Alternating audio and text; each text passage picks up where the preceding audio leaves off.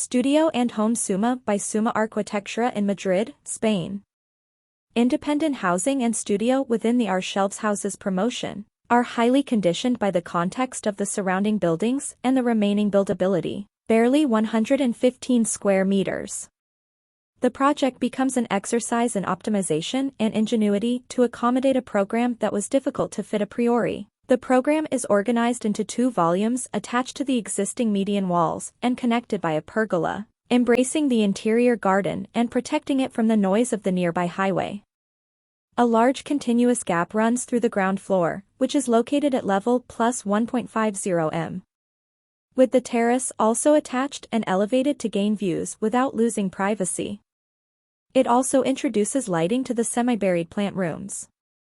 The 2 volumes have sloping facades and roofs to be related to each other, respond to urban planning requirements, and adjust the demanding interior program. The section of each building tries to make the most of the scarcely available volume, projecting space in multiple visual directions, gaps, and light inputs that maximize spatial amplitude and chaining. Thus, while the neighboring building is 3 stories, the house has 4 and multiple intermediate levels. The dilations of space in one room become the headboard, sofa, and support surfaces in another. The stairs, in turn, are used as distribution spaces to avoid the use of corridors and corridors. 2 dilated corner gaps run through the upper floors of the house. The structure is composed of a foundation and walls under reinforced concrete level and, above ground, walls and laminated red spruce wood slabs, with 2 median walls that rise at once with insulation and ducts for installations.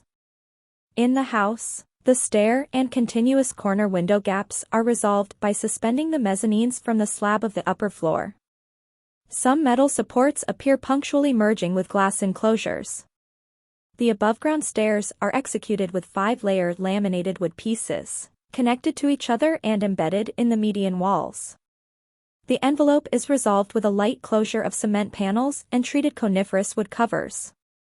This achieves a Nordic-inspired architecture on the one hand, through the use of wood and a pragmatic and light-hungry domesticity, and Japanese resources, on the other hand, through the chaining of spaces and visual relationships.